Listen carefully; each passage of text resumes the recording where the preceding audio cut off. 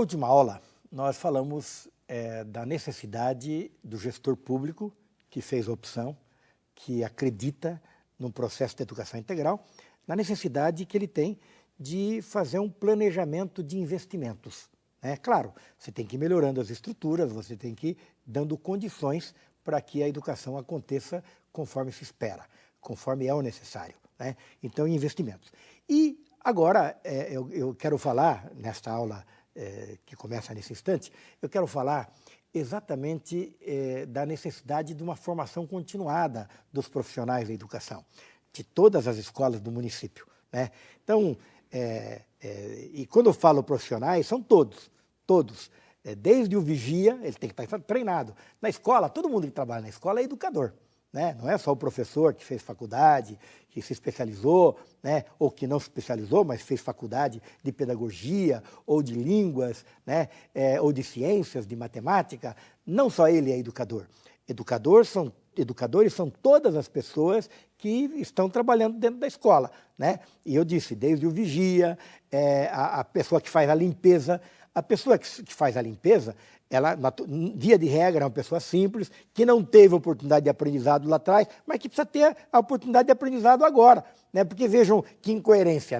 A escola se preocupa com as crianças que estão lá, mas não pergunta, os dirigentes da escola nunca perguntam para aquela zeladora se ela sabe ler e escrever, se ela aprendeu, se ela não aprendeu. Então, ela também é uma educadora, com a sua simplicidade, com os limites que ela teve lá no passado, que não teve oportunidade de aprender, ela é uma educadora, assim como a cozinheira, enfim, todos os profissionais que trabalham na escola. Então, naturalmente, todo profissional de qualquer área da vida, da sociedade, precisa se reciclar, precisa se aperfeiçoar, precisa reaprender. E nós temos visto aí empresas que entenderam que se não aperfeiçoar, se não promoverem o aperfeiçoamento, a reeducação, o reaprendizado dos seus profissionais, elas vão ficando para trás, elas vão produzindo menos. Então, a produção ela está intimamente ligada ao aprendizado, ao saber, aos saberes. Tanto que tem um livro... eu esqueço sempre o autor do livro, que diz o seguinte, a ignorância custa um mundo. É claro, quanto menos você sabe, mais problemas a sociedade tem, e você também tem, e a sua família também tem. Então é muito importante. E os educadores e trabalhadores da educação, até aqui, foram formados para ações educativas convencionais. É o arroz com feijão, é aquilo que sempre se aprendeu, E às vezes é aquele globo velho, aquele mapa enrugado que pendura na parede, É aquele varal de desenhinho, E fica por isso. Então, os educadores não são culpados, é claro que não. Eles foram formados para a educação arroz com feijão. Ou seja, é aquilo, É o cumprimento de tabela. O professor vai para a escola, por mais boa vontade que ele tenha, por mais estímulo que ele tenha, com mais desejo que ele tenha, por mais sonhos que ele tenha, ele aprendeu assim. Agora, a educação integral é uma quebra de paradigmas. O que é quebra de paradigmas? É mudar aquilo que está aí, É mudar aquilo que é convencional.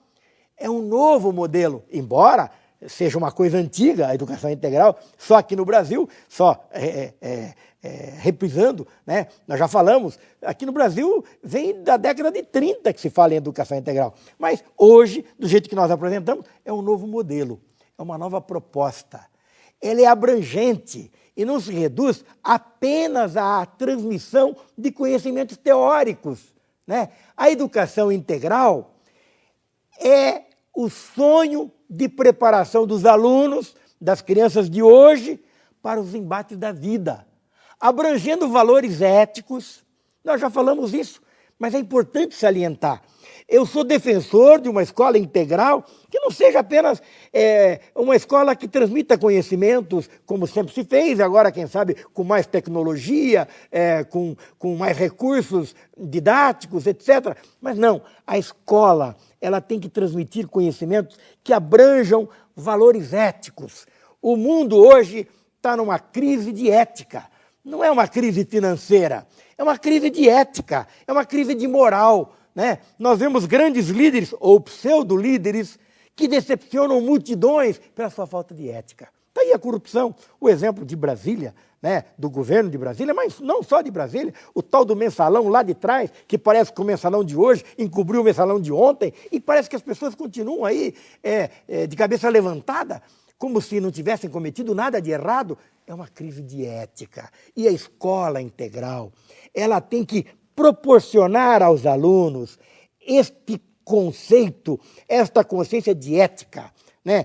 É preciso que se retomem os valores sociais, os valores familiares. Nós já falamos tanto na questão familiar, né? Valores familiares. A família é o esteio da sociedade. Valores profissionais. A criança tem que ser preparada para o trabalho, né? Mostrando que é digno quem trabalha e tira do sustento do seu trabalho o fruto para a sua manutenção, para a manutenção da sua família lá na frente, para uma vida tranquila, uma vida saudável, né? Dentre outros, tantos valores que nós temos que repassar para os alunos através da escola integral. Além, o que é fundamental, nós já dissemos tantas vezes isso, da integração na própria comunidade, né? Este casamento escola-comunidade, escola-sociedade. Assim, mais do que nunca, é necessário que os gestores públicos proporcionem aos trabalhadores da educação exatamente o quê?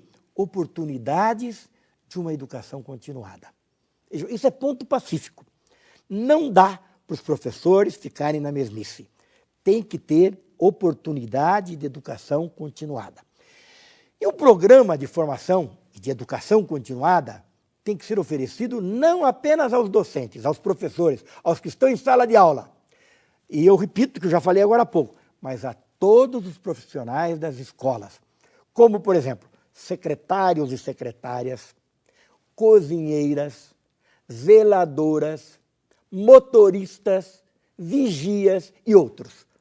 Fora a equipe que fica na Secretaria da Educação, que também tem que ser treinada e retreinada, atualizada. E eu repito, não apenas por causa das novas tecnologias, não apenas por causa do tal do mundo globalizado, mas para que os valores essenciais da vida sejam assimilados pelos profissionais e sejam transmitidos para os alunos. O programa de formação continuada consiste na realização de cursos, encontros, oficinas, rodas de discussão, que são rodas de discussão. É preciso que na escola, no intervalo, lá na sala dos professores, ou no corredor, que as equipes discutam os assuntos didáticos, pedagógicos, existenciais, as experiências, os relatos das crianças. É a impressão que se tem de um aluno que às vezes tem uma mãe com problema, uma mãe separada, um pai separado, que às vezes teve lá uma agressão do pai na mãe. Então é preciso discutir tudo isso. E com muito amor, com muito carinho, buscar uma solução, buscar uma resposta a tudo isso. De que forma ainda se promove a educação ou a formação continuada? Seminários. Claro que não dá para o município liberar os professores todos os meses, todos os dias para fazer seminário, porque tem tanto seminário que não leva para lugar nenhum também, né? Tem tanto curso, tanto fórum por aí, mas tem alguns importantes. Então tem que selecionar e destacar pessoas que vão participar de um seminário, de um fórum, e depois essas pessoas trazem para os demais, repicam para os demais aquilo que aprenderam. E ainda reflexões sobre o trabalho desenvolvido na própria escola, né? Isso é importante, essa discussão, essa reflexão. Então, isso demonstra seriedade. Ninguém da escola, que vai para a escola, ninguém da equipe, deve ser um tipo de cumpridor de tabela. Eu vou, faço o meu trabalhinho, termino minha aula, vou embora, não digo nem bom dia, nem boa noite e vou embora. Ora, isso não é ser educador. O educador é aquele que assimilou essa missão, é um verdadeiro missionário, é um sonhador por excelência, é alguém que dá parte da sua vida. E, aliás, Jesus Cristo, no Evangelho, ele diz uma coisa fantástica de um grande líder, né? A impressão que dá é que o Evangelho é um livro de autoajuda, mas não apenas isso, mas de uma autoajuda que vem de dentro, mas antes vem do alto, né? Vem de cima, vem de Deus. E ele diz, ninguém tem mais amor do que aquele que dá a vida pelos seus irmãos. É isso mesmo. E o professor é um líder, a professora é uma líder. e demonstra esse amor porque está dando a vida pelo irmão. Não precisa fazer como Jesus Cristo, que morreu na cruz, porque ele já morreu por todos nós. Mas doar a vida aqui é doar o tempo, doar o carinho, doar o saber, doar o aprendizado, doar a experiência, doar o carisma, doar os sonhos, né? E o professor é alguém que reparte os sonhos. Uma atividade que promove também a formação continuada é a troca de experiências e vivências entre os trabalhadores das várias escolas da cidade. Isso é o que a gente chama de trabalho de polos, né? Veja, uma cidade, ela tem várias escolas. Numa região, na região A, na região B, tem um grupo de escolas. A escola A, B, C, D, E, F. Essas escolas têm as mesmas características. Então, os professores, as equipes, os educadores dessas várias escolas, de vez em quando se encontram para ver como é que estão resolvendo um probleminha existencial, um probleminha de ordem até material, às vezes, que acontece lá naquela escola. Quando aqui é semelhante, é proporcionalmente igual. Então, isto é interessante, né? Os professores se encontram, né? E discutem esses problemas em comum e encontram soluções comuns também. Um pode ajudar o outro. Bom, mas no frigir dos ovos também é importante, é fundamental que os educadores aprendam com as lideranças da comunidade e se integrem aos vários programas da municipalidade. Nós falamos lá atrás das células comunitárias, né? Que se integrem e que aprendam com as lideranças. Nós temos líderes religiosos, nós temos presidentes de associações de moradores. Olhem, nas minhas gestões eu incentivei muito o surgimento de associações de moradores. E lá no começo, no primeiro mandato da década de 90, quando eu comecei a estimular, chegava numa comunidade e eu dizia, por que você não forma uma associação de moradores? Alguns assessores me diziam, padre, o senhor está arrumando cobra para picar o senhor. Mas por quê? A liderança é legítima. E tem pessoas que precisam só de oportunidade para manifestar sua liderança. Os integrantes de movimentos comunitários, movimentos sociais, não são maus, são pessoas boas, o que precisam de um processo de educação, né?